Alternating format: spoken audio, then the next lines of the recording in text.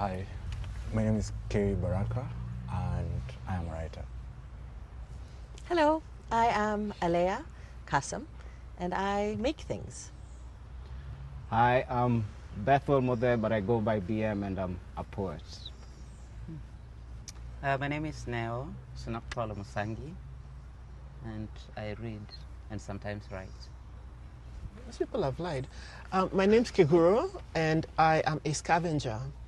I've said these people have lied because they all said they wouldn't say their names that way, but they all did. It's just, I feel betrayed already. Okay. So we're going to talk about renaming, and I was thinking about when Forest Road was renamed to Wangari Maathai Road, and what that means as a sort of, because it felt very, there's a lot of excitement. She's getting a road, she's getting a road, she's getting a road.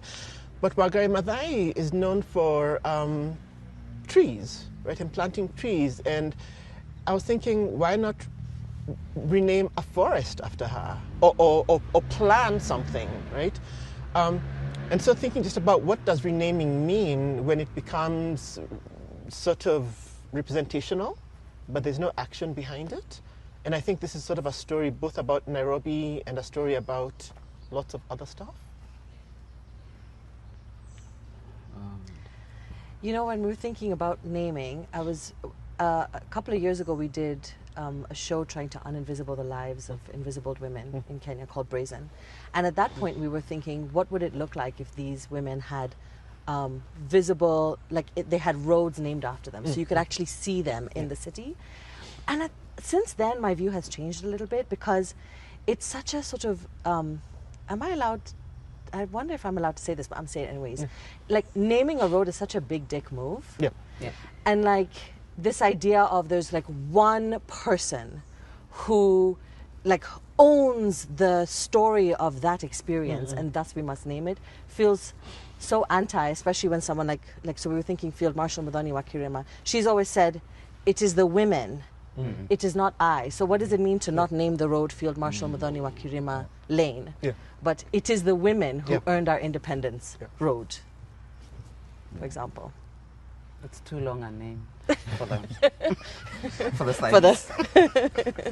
But then, I mean, I don't know, maybe this is unpopular, but thinking about naming and renaming, I think I have this thing against any form of monumentalization because it always does exactly what Alea is saying. Yeah.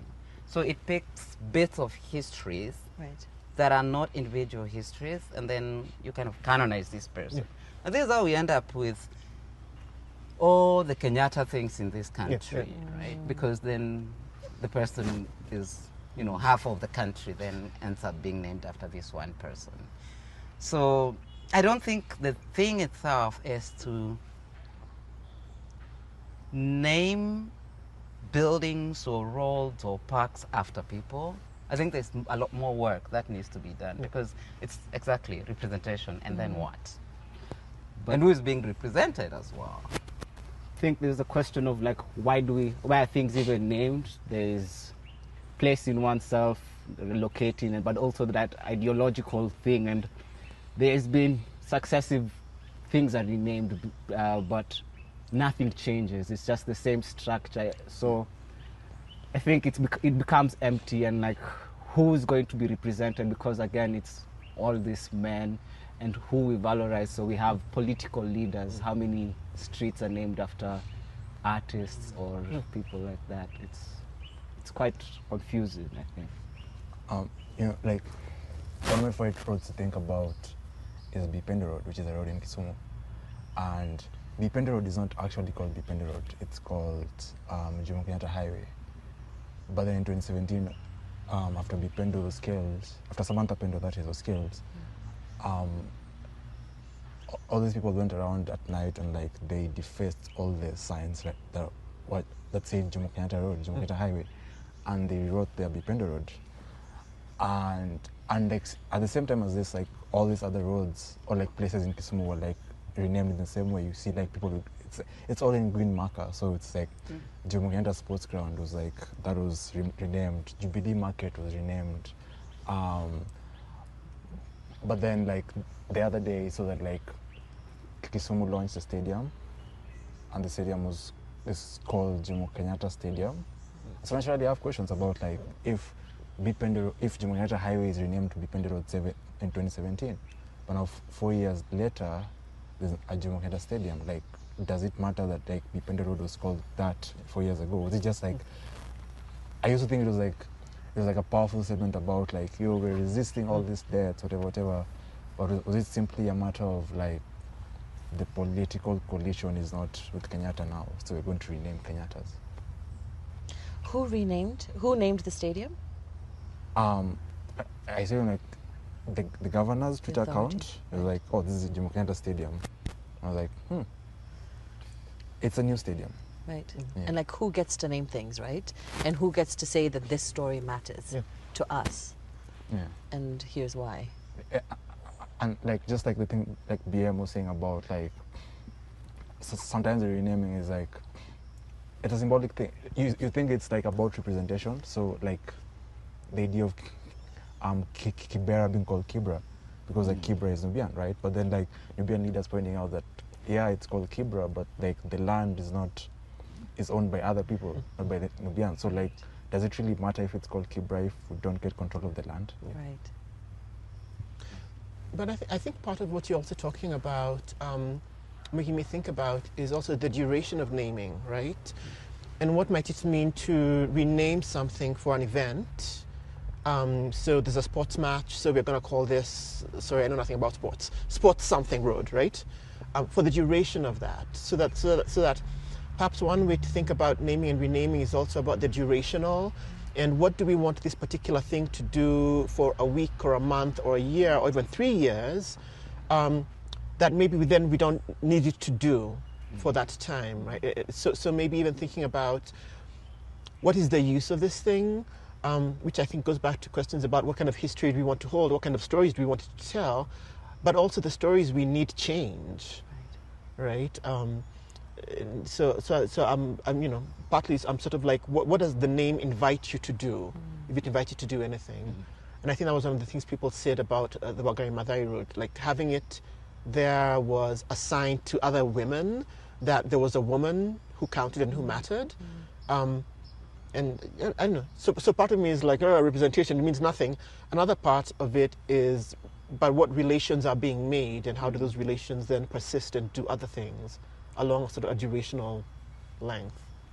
I like how we're having this conversation as though we don't know the people who name the roads and why they do it. Yes. Right? It's almost like we're all believing that, there's intention and, it's supposed, like they care about the things that we seem to care about. Yeah. But we do know politically what it means to have, I will go back to the Kenyattas because it upsets me that so much in this country is named after this man.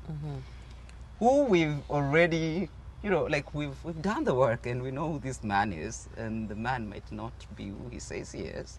But we'll continue to name, to name something in Kisumu Jomo Kenyatta now, it's kind of ridiculous. If we are going to go by, we name things after the people who have died, he's been dead for a while. Maybe we should look for people who died recently. Name the things. I don't know, it's just, because we know politically, honestly, like naming places in this country is about also claiming places of power for the people who do it. But I love that we are hopeful people.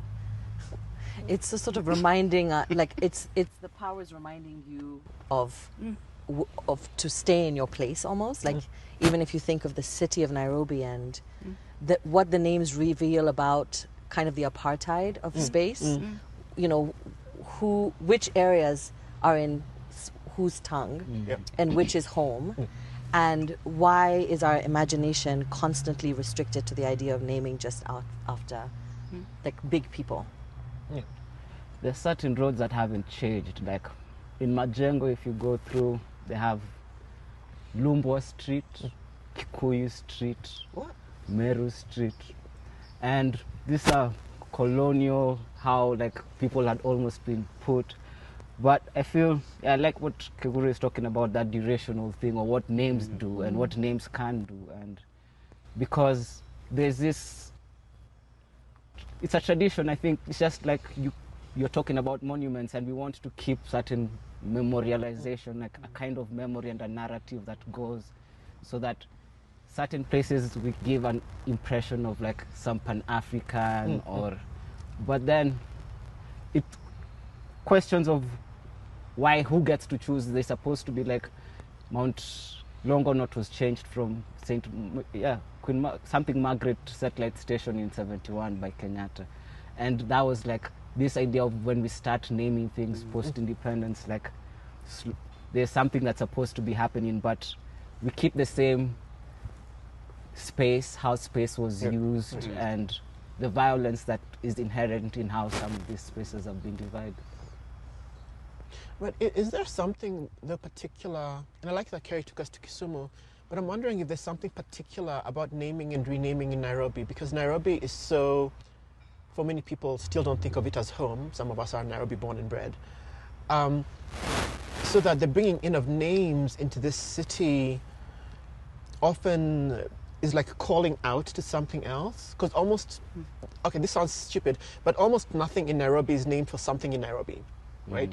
So Nairobi is sort of the place where names are gathered, right? So this lake over there, that river over there, this whatever over there. Even when we have politician names, but I'm thinking more about place names. Like Alea said, almost nothing is named in a specific tongue, right? So we are bringing things into the city, and I'm wondering what it means to think then not simply of individual names and renaming, but of what happens when we put all these names alongside each other, and the kind of geographies and stories that then emerge, right? When we say, this is a place of cool rivers. Oh, we have 10,000 streets, we don't have that many, named after rivers, right? Or we have 5 roads named after mountains. So what are we imagining Nairobi as capable of holding, or wanting for it to hold? I like that idea of like this name is like sort of like a repository of history, or like not like complete histories, but like the histories that like people want to record. And obviously I'm not from Nairobi, but like when I was my first time going to Nairobi, it was very interesting to me, like seeing the names of streets, right? And so especially like with small streets. So like there's a street near, I think it's somewhere near Archives called Short Street. It was very interesting. It was like it's called Short Street, and then there's like Lieutenant Tumbo Avenue somewhere. And I always wondered, who the hell is Lieutenant Tumbo, right? And then finding out that like, so like there's like what I like to think of in my head as the shifter roads in Nairobi. So Wabera Street, because of Daudi Dabesa Wabera, but then Lieutenant Tumbo, is it Avenue Road? Because of Lieutenant Tumbo, who was like the person controlling the Kenyan military during the so-called shifter war, right? And so it's like, oh, so the shifter roads, but then obviously it's a certain side of the shifter war being recorded. There's obviously no Shebelo Road, right? But like just like the idea of like, oh, this is like this place is called Kingsway Tires. Why is it called Kingsway Tires? And finding out, oh, so this is Kingsway, or like the fact that like Queensway is now called Mama Ngina Road. It's like, like, right? Replace the mother with the other mother. Yeah, what are you saying there, right? So yeah, there's a question of duration. I think how names could change, and like people don't keep the same name, or like people keep change. You have nicknames or different times. So I'm interested how that could play out, like in a space like Nairobi. Over time, the need that is there. There's Jam Street in Eastleigh. Gana jam mingi. It's been like that. There's like traffic jams, or like people jam. Traffic jams. But like as I was saying earlier, I think there's only probably one street that I know of that's named after an artist. Kipanga Thumani Road in Eastleigh, what was former Wood Street. And this is someone, a comedian, they say is the father of stand-up in Kenya. But his work starts in the mid-50s with him ridiculing Mau Mau. Those were the skits he'd do. And so he was given a lot of money and airtime by the government, so he'd be on radio and theater just trying to...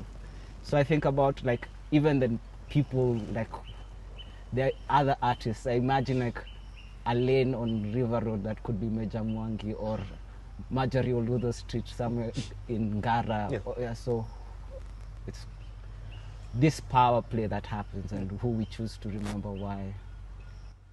What if it was a thing where every 5 years all the names change and the children get to decide, and it is not about individual people or even geography, but like this is the road where there's always dead rodents, so this is like dead rodent lane.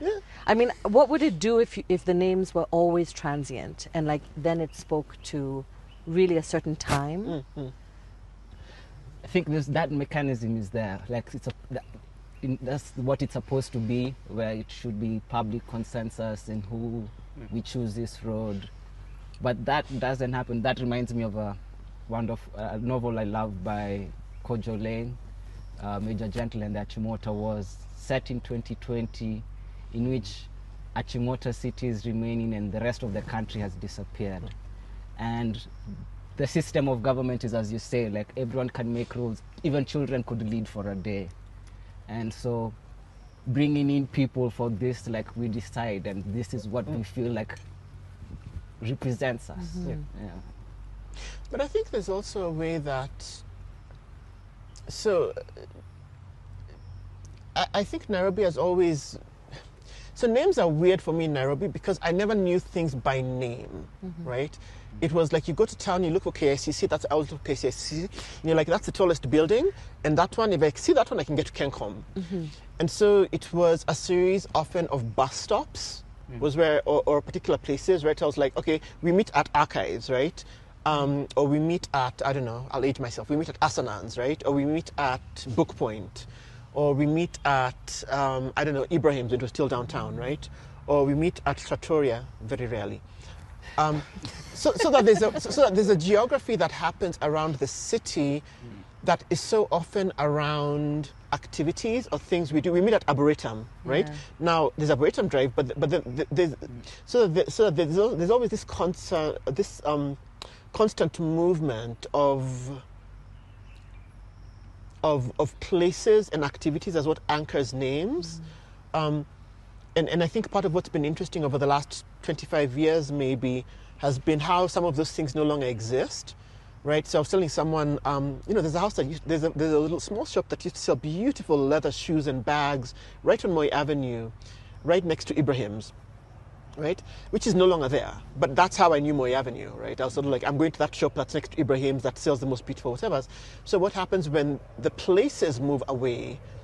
And what we lose is a sense even of naming through activity, and we have to sort of find new activities. So if we think about geographies as places where things happen, right? So for instance, what if we renamed or thought of Koinange Street as the place where people have sex, right? What could we call it?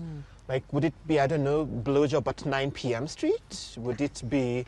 I love it. You know, I think that, or the places where kids used to, throw shit at you. Would it be like kids throwing shit at me street? So, it's funny they say that.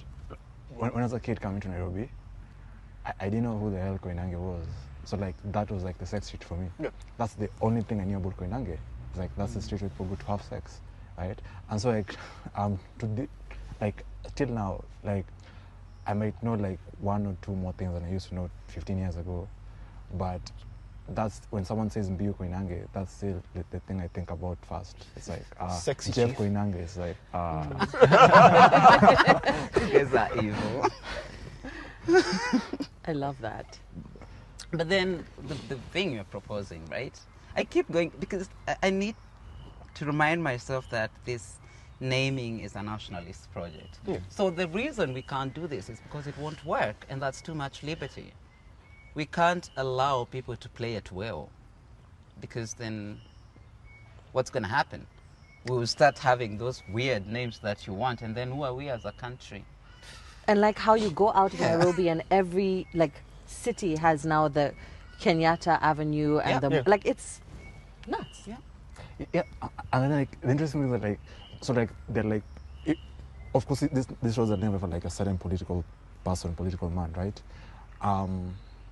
But then like you come to Nairobi and like obviously there's no Odinga Street in Nairobi, right? There's almost Nimuliro Street in Nairobi. And it's obviously something about like the politics of those two people, right? But then if you go to Kisumu, there's going to be like 1,000,001 Kenyatta things, right? Kenyatta Stadium, Kenyatta whatever, right? And I remember like thinking about like just like thinking about Nairobi roads, so like what it reveals about like the dominant politics. So I used to be really bothered by the fact that Jogo Road was called Jogo Road. I'm still really bothered by that. It's like, is it seriously still called Jogo Road? The road to like the most populous part of the city, literally called Jogo Road. I think like I've tried like following over time, like even the question of why Nairobi is Nairobi, and there's the narrative of those Nkare Nairobi, place of cool waters, but then I just found out not too long ago that it used to be Nakuso Interlon, Maasai name meaning the beginning of beauty, and you follow that, and also like just how the streets were named, and even places like how. So there were 5 African villages at first: Pangani, Kileleshwa, Mji wa Mombasa, Maskini, and Kaburini. Pangani remained, but then these other 4 were destroyed, and that became Pumwani. So the story people in Pumwani tell is, after being moved around until this place was found in 1921, this was the place they were brought and told to rest, breathe, Pumweni. So Pumweni, Pumwani, and Pangani was an old village even before, like even the colonial times, because it was part of the route to Uganda, long distance route. And that was because people from Tanzania, Tanga, around Pangani area, there was quite a number of them there. And then when they were moved in 38, when Pangani was burnt down, they were told, Nendeni mkashauri moyo. There was, Shauri Moyo was built in 38, 175 cement block houses that were supposed to house 3,200 Africans. And so yeah, Shauri Moyo, and then there's Kaloleni, Kaangalieni. That makes sense. Kaloleni, Kilifi, and so this the way places are named, and what also that does for people who are there right now. What about Shauri Yako? How was it named? Shauri Yako is go at your own risk. Who was telling who that? Like, there are places where I think there are a lot of Shauri Yakos. You hear that? Yeah. It's usually like a place that's known for like some kind of like theft or crime. It's just like Shauri Yako, we just go, but Whatever happens. whatever happens, good luck. So like there's this power of like, and also why have we chosen to continue with these names, and like do people care about names? Because as Keguro was talking about earlier, you don't have to know the names. A lot of people, if you ask them street names, they're just like, I know buildings. Yeah. So names is just. But also buildings become the names, right? Yeah. You know, so you're sort of like, I'm going to, like I said, I'm going to Kencom. Kencom is a house. Kencom is like it's a name. So there's also a way that a certain kind of, or archives, which is interesting, or when we say I'm going to Macmillan, there's a sort of, what is remembered is also often how the corporate and the colonial enters into our everyday vocabulary, right? No matter how we are using it, or the functional. Yeah. But also names that people were afraid to say and then say now, right? So Nyayo House, Nyati House become sort of names that enter a particular kind of memory that some of us have, but others don't have. Which means some of us are still scared to say some of those names, and some of us are sort of like, it's just a house, right? But when, you know, like thinking about Nyati House, it's weird that like, so obviously like not like different people, certain people don't have like the memory of Nyati House as a place like people got tortured. But when I joined UN, and then like walking from like UN to town to like Afya Center, whatever, to Boda Matatu, it was really interesting to me, like when you, like the street that has Gote Street, that has like the Gote Institute, people don't turn right there. Like they always go ahead, and it was very weird to me. It was like, why do you all go to Kamboya Street? It's crowded. Let's walk down this perfectly abandoned street, right? And at some point, I think was it like my father telling me that like when he was in campus in UN, that was Nyati House, and like special branch officers would like randomly capture UN students because like UN is like what UN was in those days, and they would get tortured, right? And so because of that, UN students like don't walk past that street, or like they don't walk down Uru Highway and then turn left on Kenyatta Avenue. So it's like you go all the way to Mboya Street because like this is Nyati House, and like and so when I found that, I was just like, oh, so like that's why this street is always empty, right? And so it persists even if like you weren't alive when all this was happening. It said like each year people gets right into your system that like, oh, we don't walk on this street, we walk on Mboya Street. Yeah, but that's interesting because, I mean, like every other spaces also kind of tend to determine what happens on them, right? So spaces shape the way we behave around them and on them, as much as we think we are the ones acting on the space. So, but what Kerry's saying, even if you didn't know this story, even if you didn't know the history of this kind of movement, then you just keep doing it because that's what we do. You know, you just do it, which is, I don't want to go into just thinking about conforming, right? Where you keep repeating particular ways of behavior because this is what people do. But you never stop yourself to be like, but why am I not just following this other route? But everybody comes from UN and works here, so we'll walk here. And years after, people are still doing it, and the story of how it began then gets lost in the thing. The question of how people move is quite interesting because, we've talked about naming, but what happens in this place? Like, how do people move? How do they live? What is done in these spaces? And so, a group with friends in Geographia, trying to walk around the city, understanding it, like how do people move and why do people move in certain ways.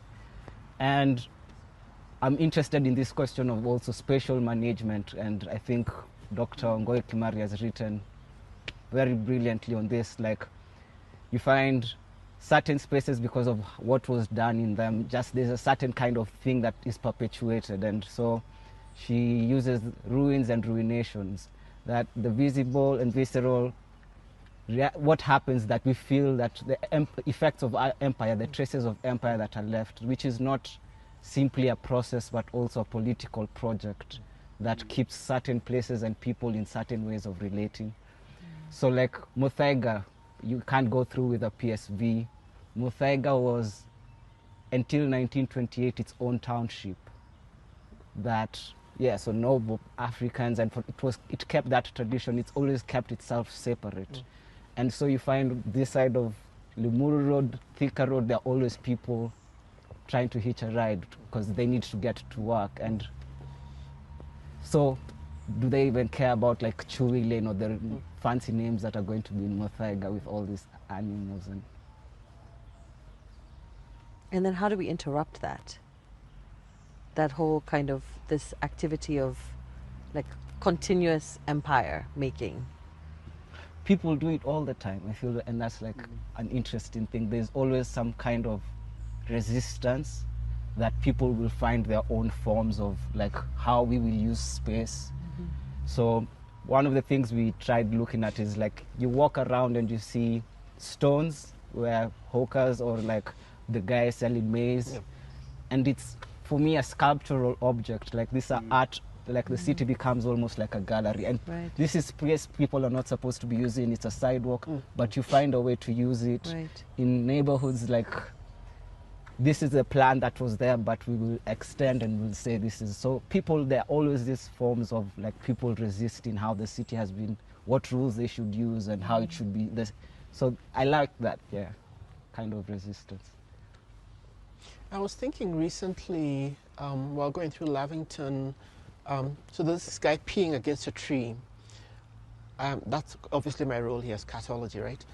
But I was thinking about where people pee in Nairobi and in what particular neighborhoods and what particular trees and sort of what that does to mark space or to remark space or to think about space and what space does. Because even with public toilets kind of available, people are still sort of peeing everywhere. Men, it is men who do this. They should stop. But there's something about that, right? That there are ways that spaces are remade, and yes, marketing and so on, but also just things like where people will sit and where they will, even where they'll throw their trash, right? Where sometimes is about claiming a kind of space, and we might not think about it that way. It's sort of like, oh, that's terrible, get a bin. But I think that there's a certain the gesture of contempt, but also this is my way of claiming my own space here, in whatever way, so that we're always, like you said, interrupting space. I don't know that. Yeah, always. I think so. Nairobi is 71 this year as a city, and last year I was like at the beginning of the year I was quite like interested in like what does it mean that the city is turning 70. March 30th, 1950, the order of King George. He sends the Duke of Gloucester to hand the city charter. But before this, people, Mark and Singh, and had told people like, no, we don't want this city. When the city comes, things will be more expensive for us. We'll have to pay a higher rent. So shortly after that, there was in May, the Nairobi general strike from May 15th for about 10 days. People shut down the city, and like I'm interested in how we lose this history of like, we claim this city sometimes so much, I'm a Nairobian, but then the people who were here before, they refused it. They didn't want it. Like there was a certain resistance. And so what does that mean? Yeah. Yeah, but that's interesting that you bring up the 1950 stuff. Because I think actually part of the reason, I think a lot of people in Nairobi always feel like the city needs fixing. But it's almost like we forget that we are here as unanticipated people. So this city in 1948, the master plan wasn't about us. Yes, yeah. It wasn't, and I think the only quote-unquote Africans, the fact that it was single African men. So there were no children and wives. So those men were going to remain laborers who don't come with other people. And then we all end up here, and the city doesn't feel right because it's not meant for the rest of us and not in these numbers. So this trying to fix, it's almost like we are trying to fix something that already started wrong. The formula was wrong. So we can't fix. And it's almost like burn the thing, start afresh. So that we can imagine ourselves in it. Otherwise, if we rename it and call it whoever by our grandmother's names, it will never be the thing that we want. It's never going to work. But what is the thing we want? I'm very fatalist. You are very fatalist, but what is the thing we want? Because I think spaces are what we imagine into them, right? And I've been thinking a lot. So my mother came to Nairobi in 1963, and she said, never going to leave here. And I understood that later on, because when you go back home, often it is to patriarchy and to gender normativity, and you're the woman and go to the kitchen and make tea, and the men are talking, so keep quiet. And in Nairobi, my mom could go to the clubs and drink vodka. She drank a lot of vodka. Anyway, but she could live a certain kind of life where she could go out with her girlfriends. She could, if my father was being annoying, she could slash the tires on his car, which she did. Thank you, Mom. But that was something she would not have been allowed to do if they were living in Murang'a, if they were living in Kiambu, right? So there this, and also I think also if you're queer, I think Nairobi is still a certain kind of space for you. I'm not saying it's a great space, but it's you don't have to go meet whoever in the forest somewhere in someone's banana plantation, okay? Wait, is the forest inside the banana? I don't know. I'm from Nairobi. I know none of these things. But you don't have to, right? Here for the imagery. You can find a lodging.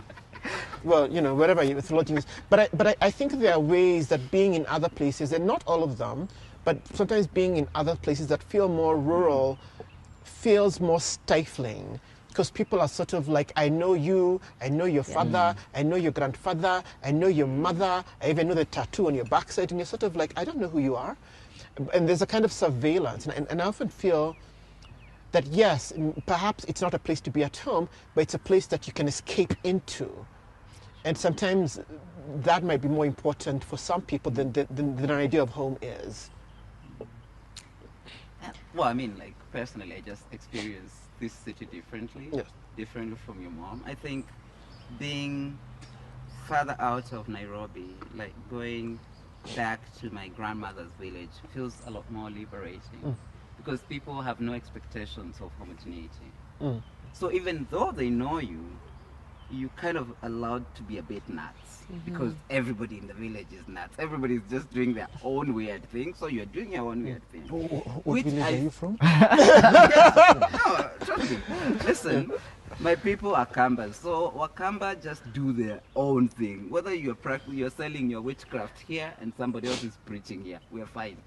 So I think the thing about Nairobi is this meeting of strangers, like all cities, and these strangers have expectations of how your body moves. So I take offense at the cityness of it, that it's okay for people to make extended commentaries. We're all strangers. You don't know your next door neighbor, but they still feel like they have a stake in how your life goes, right? But of course, this is now sounding like a rant. But I think, Igro, what you're saying, it does work for some people. But at the same time, it feels like it's a sort of extended suffering for most. The fact that because of this idea of labor and where labor happens, paid labor happens, that people keep leaving all these other parts of Kenya to come into Nairobi to suffer. Wow. It just feels really pointless. But then that's how it's structured, and we're going to keep migrating into this place that doesn't yield as much as we would want it to, and then eventually you're old or you get sick and you have your one couch and a 20-liter jerrycan on top of a matatu going back to nothing. Okay, I just went into a very dark place. Yeah. It feels like the city was shaped for extraction and not like Absolutely. nourishment but also like any city, it has shadows, right? So you can make yourself to be perhaps what you can't be in other places. And I think that's true if you're Nairobian and you go outside of Nairobi now, is you can remake yourself. And also it depends on the color of your skin. Yeah, but also I'm particularly pissed off by Nairobians going to Kilifi because there seems like in the last 3 years, Nairobians who no longer like Nairobi, a particular kind of Nairobi person has decided I'm relocating to Kilifi, right? So they've all gone to this one village in Kilifi, right? So you're not going to Takaungu or any of the other owned places. So they just go get these old villas and they make these Nairobi villages completely with Nairobi behaviors. So I'm just like, but the people that you found here, they were just living okay. But now you guys are just all over the place throwing konyagi bottles everywhere. You know. So I think as much as people are going to remake themselves and as much as people can go reimagine themselves outside of this city, I think there's also a sense of, I don't know whether it's an arrogance that people have, that they move to other places and like the British, they come and start doing a thing that you don't respect the place that you've moved to. And I think it's important to respect the places as history holding places and the people that you find. So I'm not saying assimilate, but respect the thing that you found because there's a reason that it looks the way it does, you know, before your arrival. Is that Nairobi entitlement? I think, there's that, So Nairobi entitlement is basically the same thing as the colonial project. Yeah, Exactly. that's why I'm Precisely. comparing them to the So British. Nairobians are colonizers. Yes. See, I'm so glad to not be a Yes. Nairobi person. I know. Okay. All right. We're going to conclude this now because after all this, You feel attacked? no, I don't feel attacked. But I think one of the things that's sort of been interesting is we moved from a sense of what does it mean to rename a place or to name a place to ontologizing a place, right? So we moved from saying Nairobi to saying Nairobian. And so there's something about how spaces come to inhabit us, and we in turn are shaped by the way that we inhabit those spaces, right? So that the project, and I think part of what we began with is what does representation do? What does it matter? And I think part of what it does is it comes to inhabit us as we come to inhabit it. So that to say I am from Nairobi, I am a Nairobian, being called a colonizer, but also becomes a certain kind of acting and thinking and living, but also a way of imagining, right, into a kind of thing. And that's interesting for me. And I think it also raises the stakes of what it means to name and rename if we think about it as a project of making, of self-making, but always in relation to a particular place and or space. It's interesting to me how, in thinking about like the present age of Nairobi, a lot of the thinking of years back to Nairobi as a project of empire, right?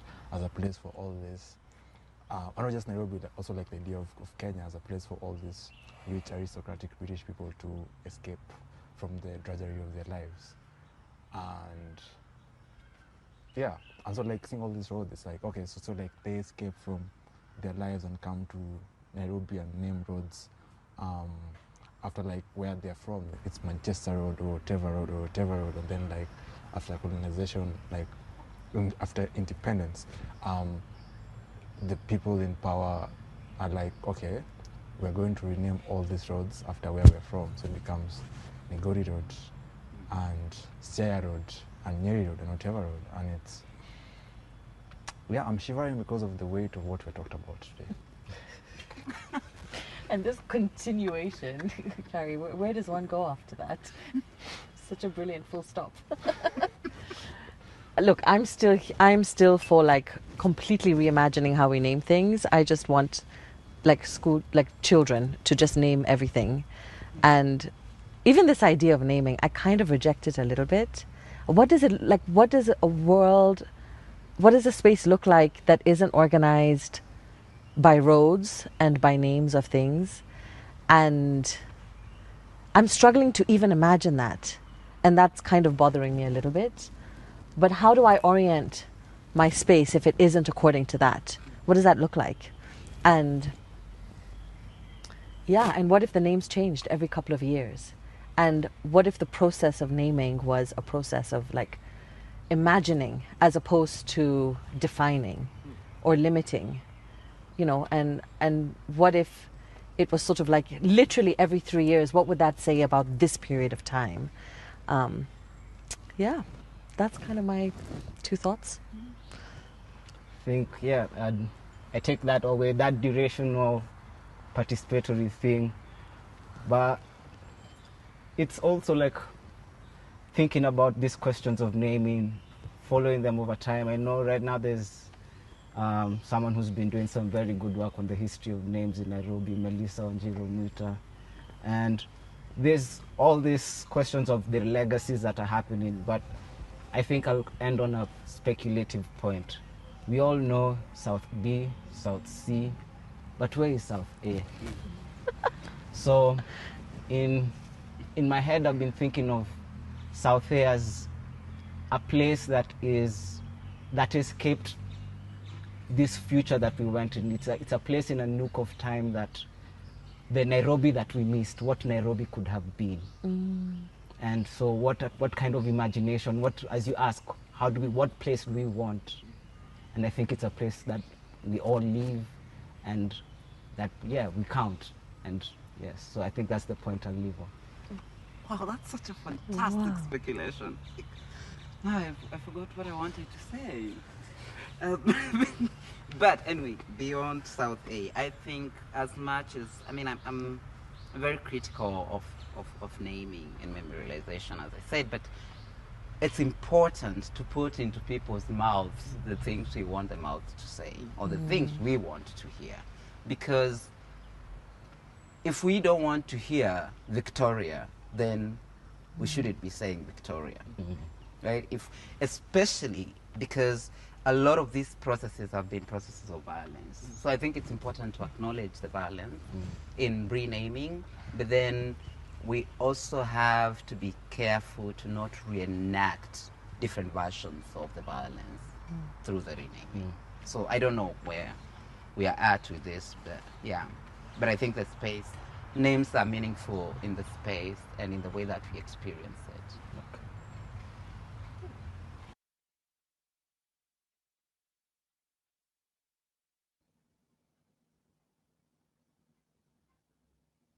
Hello, everyone. This is the Nairobi curatorial team, for those who didn't meet us yesterday. And I'll just begin by explaining a little bit on renaming as a part of the program. And this came from the idea and the framework of object movement and restitution being solely focused on artifacts, and us feeling that there was a need to expand beyond, three-dimensional artifacts and consider public spaces, landmarks, buildings, and the constructed environment as spaces and objects per se, where we, the same forces of colonial appropriation and movement are reflected upon. So we began by having this discussion internally, but also decided to invite the public to rename Kenyan public spaces, towns, estates, buildings, especially those with derogatory terms or those that still have ill-suited etymologies. So perhaps we could just all reflect on the outcome of this public participation, but maybe I could ask Njoki why public participation, sorry, Njoki, was important in terms of imagination and that space, creating that space for people to imagine. Absolutely. I think first of all, I need to say how obsessed I am with the thinking and the depth and the care with which Keguro, Alea, Bethwell, Carrie, and Neo kind of brought to this conversation. It was like perfectly balanced between like wild, radical, chaotic imaginations and understanding what things look like at their most granular. Even with a thought like South A, I'm going to be sitting with that thought for a long time about the things that exist in the gaps and what's possible in them.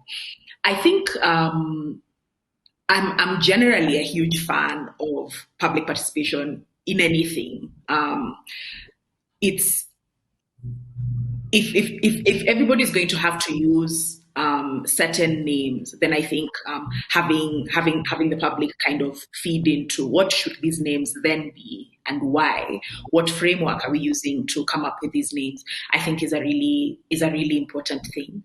I think just because people might have thought one way at one time doesn't necessarily mean that they carry the same thoughts with them going forward. And so there was a lot of talk even by the panel that we just listened to as regards duration. How long should a thing exist in a particular way?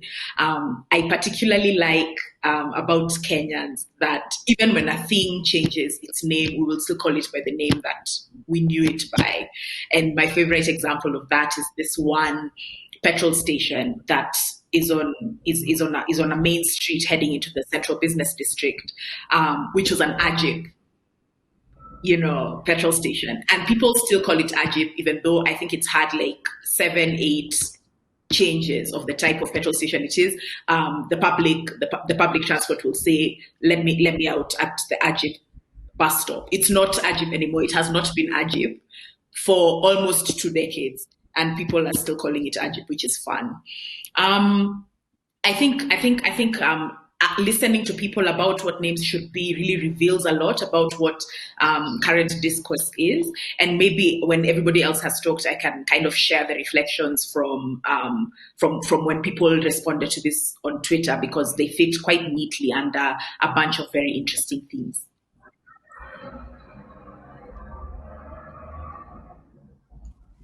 I think for me, just going back to some of the really fascinating strings that came up during the panel was this idea of naming as an act of negation, as kind of doing away with a particular history, or not glossing over it, but like replacing that with narratives that are more reflective of who we are. But then taking that and thinking of things that are fixed in the environment, like many of the streets we have in Nairobi and many of the buildings are still things that existed during the colonial era going into the post-colonial era. And this thing of renaming a street and having the physical environment still very much reflecting the ideas of colonialism as, I think, an interesting tension. And that is why I was really interested in this conversation of kind of imagining and speculating on what that act of renaming can do to reanimate a space and turn it into something else. And so, for me as an urbanist, thinking of renaming is one step, but how do we then completely reimagine our built and even natural environment in a way that is kind of authentic to who we are? And so I think that was an interesting kind of place to be. I think we've talked a lot about naming as an act of world building, and for a country whose borders were not drawn by its people, and the very name of our country was not one that we decided upon as a people. I've always been interested in this idea of the naming act as one of world building by people who have not had enough opportunities to build their worlds. So it's interesting to hear that then that same act can be an act of negation, can be an act of affirmation, can be an act of a generation stamping its worldview upon the built environment. That's been an interesting thing to see the act taking on all these other properties depending on the intention of the person doing the act. Rosie? Yeah, and also just to add to what you just said, Jim, I was also just very interested in how memory stays in a place, and even through this multiple renamings of spaces. I was very the thought that Carrie had shared earlier of even many years after people. Basically, after a history of torture on this particular street, everybody just kind of shifts, and you don't know why. But this is a learned behavior that you keep doing and you keep replicating. So thinking about thinking about that together with the note on duration and what are the possibilities of also renaming spaces after certain amounts of time, but also understanding memory's place in that and what that tension is, I think is quite interesting to think about as well. Maybe I can share some of the thoughts that people had, at least on Twitter, and then someone else can share the ones that came up on Instagram. For me, they fell under a couple of different kind of themes. There's a lot of departure, interestingly enough, or not surprisingly also, about naming things after politicians and after political figures. So people are really kind of done with that. There's been a lot of those particular focus on the Kenyatta name for many reasons, and Neo had spoken to this in their exploration in the video that we just watched. There were people who were really interested, and I want to quote Mora of the Lamb Collective here, as talking about naming day-to-day people and day-to-day things, and she said these are probably bad examples, but something like Wakulima Way, which means farmers' way, and a move away from individual heroism back to memories of collective action, because nothing ever happens without the people together. There were people who were really interested in this idea of alternative memories, and people who had been forgotten, such as like one of the founding fathers of journalism in Kenya and the first African to own a printing press in this country, should have a school or a library or a media center named after him. This was said by the wonderful people at Until Every Pod. There are also people who are interested in introducing humor to the idea of renaming, and somebody said that the kind of town of Ruaka should be renamed Kelele Center because it gets really noisy, which was fun. And I mean, like this idea of having humor there as well is, of course, a thing that Kenyans already do. We name things after things in very fun ways. teasing, and like that fine line between teasing, mockery, satire. There's just a lot going on. People were definitely really interested in taking back, and this goes back to the idea of public space as object, taking back everything that was named after colonial betrayers or after colonial ideas or ideologies. There's a lot of people who really are not interested in the name Macmillan Memorial Library. They're done. There's also a lot of people who were not interested in Aberdare National Park, and they said, no, we can have another name. Sheldrick's Falls, Lake Ellis, stroke Michelson, stroke Alice, Thompson's Falls, people are really done. Lake Victoria, done. So part of object return is also this renaming. And even though the object didn't move, it comes back to the people in all sorts of interesting ways. In fact, the name Lake Victoria, changing it to Namlolwe, honors the people around the lake, who the lake belongs to first and foremost, before it belongs to the idea of Kenya. There was also one last thing that was super interesting, which were two thoughts that came up. One was creating somebody, somebody talked about creating scenarios for Nairobi as a just city. And so this is like, what is the justice and where is the justice? And then there was also folks talking about redefining the public square. So people were not even interested in just renaming public things. It was like, there are also other things that need renaming, even though those were like private-ish spaces. So like Bodega Country Club is not a public space, but people are like, no, it can be called something else.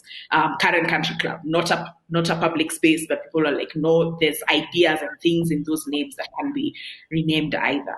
Maybe the last thing I'll say before I hand over for somebody to talk about the Instagram findings is that I had a conversation a couple of days ago with another scholar and archivist called Nyambura Mutanye, and Nyambura said that this conversation on renaming comes up quite a bit. So of course we're not the first people to talk about renaming. Multiple people in multiple ways, multiple times have discussed this idea of renaming. And for me and for Nyambura, it's important that the conversations about renaming be generative in some way. How does the conversation move from one space to another? Even though for me, the way I see it is that the fact that the conversation keeps coming up means it's important in some way, that people hold space for it and then they hold space for it again. So it's not necessarily that it has to succeed in particular tangible ways, not necessarily, not all the time, but it's important to keep it in the public sphere. And I think maybe the truth is in somewhere between those poles.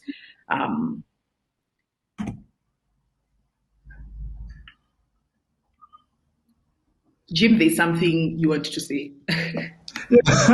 Yes, I was just going to say that this idea of humor as a quantity within which to do public dialogue or public engagement is so interesting to me, because states usually tend to have this kind of neutral tone. But as we all know, or as many of us know, the relationship of the Kenyan government with its people has inherited a lot of the paternalistic tones that were necessarily in place for the colonial government. And so it's so interesting, this idea that there can be another tone that the state adopts with regard to communicating with its citizens, and that something as unstatesmanlike or unstatesperson-like as humor could be one of those contributing tones. So I'm going to stick with that thought for a long time. I think also what's interesting is to see the ability, just to speak at a meta level, the ability to crowdsource information in this way, and what it means that we can communicate directly with each other without going through a newspaper or a TV station, and the ways in which mediums have changed, and how this enables this kind of engagement that would have been very difficult 50 years ago if we were not in the same space. And I think the responses from Instagram are pretty similar to the ones on Twitter with regards to departures from political names and political thinking, the state capture of our minds. I think two interesting ones were on the renaming of indigenous trees, that their scientific names should also have So one lady said that we should also rename the scientific name of the mugumo to Ficus mugumo, which is a tree, sacred tree in the Kikuyu. But I really liked this claiming of not just space, but also plants and the environment, not just the built environment, but the natural environment. And there's also a response about KICC. Someone said, this is such a long, descriptive name. It could have been more beautiful. And I thought that was an interesting, I thought that was an interesting reflection. KICC. That's really interesting, because it goes back to also that states, if states are even valid ways of engaging with publics, but states can also, in the same way that they can use humor, they can also enchant the people with beauty. When was the last time you were enchanted by the state? And there are very many things. Like if you are a state and you are really interested in capture, beauty is one way to do it, and that's another reason why people consider artists to be dangerous. Because beauty is a form of capture. States don't usually imagine that they have that way of engaging. We were learning some time ago but then when they do realize, it can be quite, because now they come with state to now start using it. I think to go back to the thing that you said about the plants and their names, Jim and I, in our work with IIP, were exploring some people who had moved objects away from Kenya into other spaces. And one of them was called Dr. Ansoj, who had multiple things, multiple flora and fauna named after him. I think there were fish, there are birds, there are plants. There are several things called something Ansoj. There are scientific names, something Ansojii, something like that. And Ansoj is a known racist, known. He has publications in which he repeatedly said particular things about Black people. And so for us to kind of allow that way of naming to continue unchallenged, whether it's even debatable whether he can say he discovered those animals or not, or those plants, because the people who are around them knew they were there, and so then if we continue to allow his name to live on in this context on animals who probably exclusively live in this part of the earth, there's an object colonization there, and I mean, of course, the line between calling an animal an object and not is a thin one, but in this conversation about decolonization and return, there's some things that have to be returned from the names that had taken them before, because even naming a thing is an act of taking sometimes.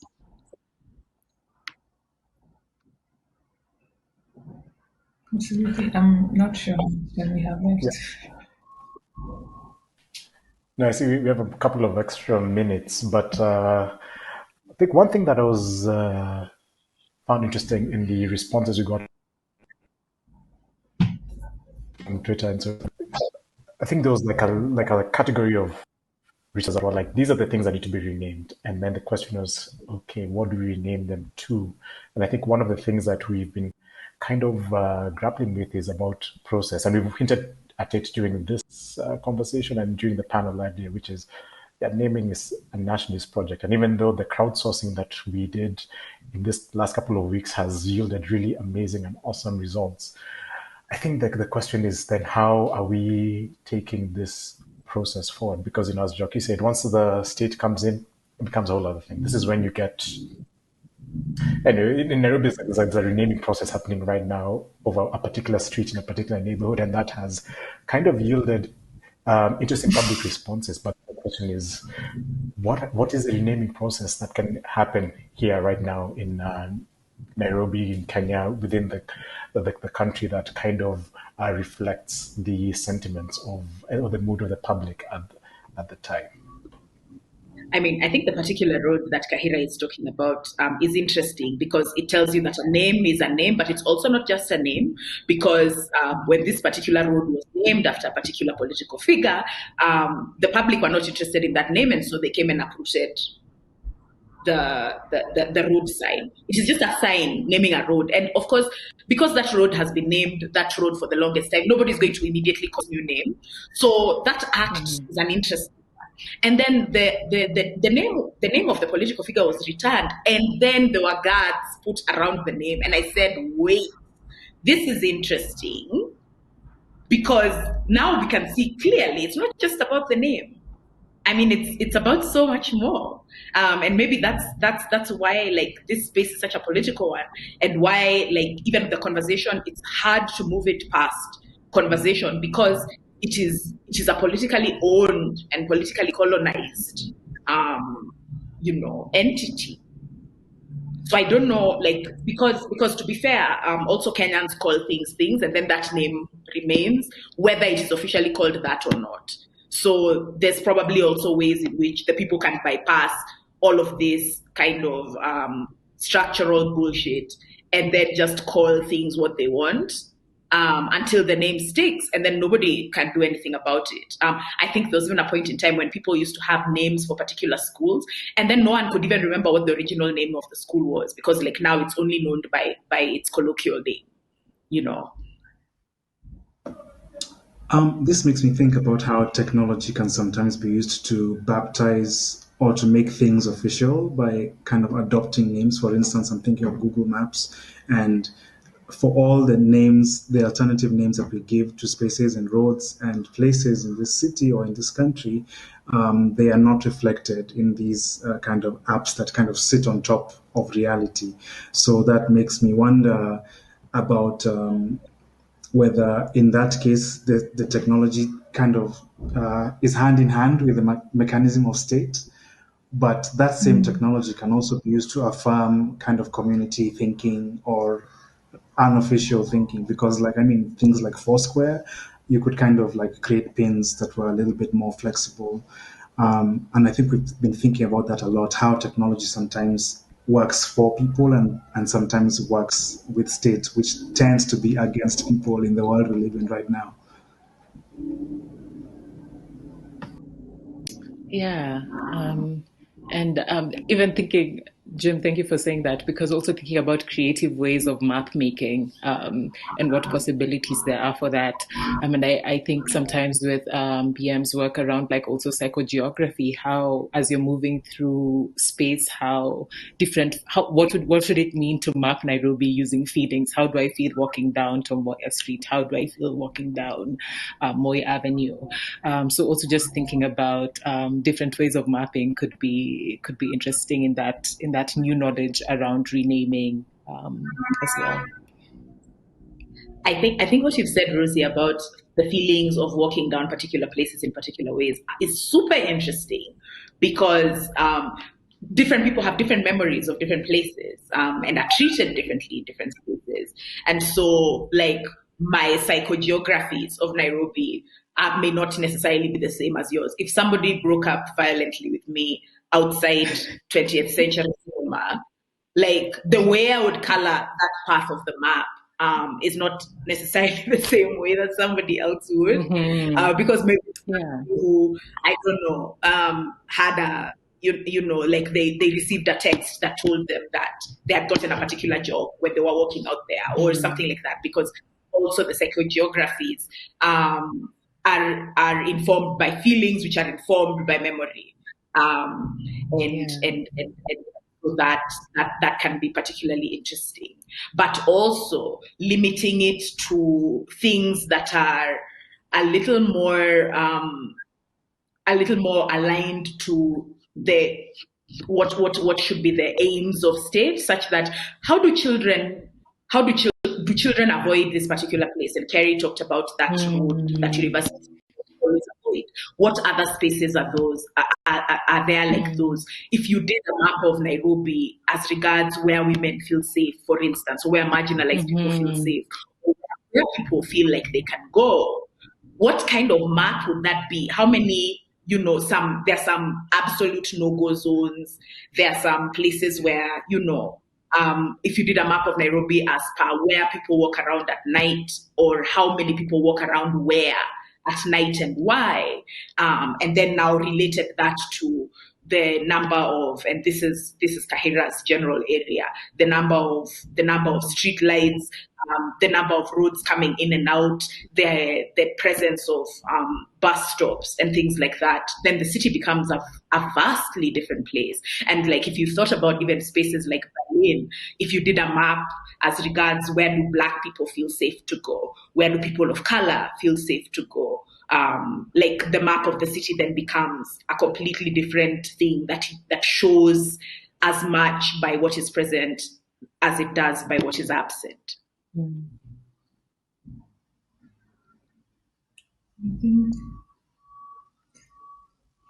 Oh wow! Yeah, we're here being told to find an end, I suppose. I suppose because we this is going to be our last session in discussion like this, so maybe like to wrap up our thoughts for this whole event, maybe. I mean, I think this has been incredible. At the Nest, and Jim can corroborate. Obviously, we're profoundly taken by and in love with the idea of finding kin among Black people globally, and so having these conversations about recentering conversations on ourselves and the things that we want, and also honestly acknowledging that we're all very different. That this is not a new conversation. That we have so much to learn from the people who came before, and that we have so much to learn from each other and to receive from each other with a lot of humility and love and care, has been a beautiful experience. And I'm really looking forward to whichever ways in which this conversations continues to generate. Yeah.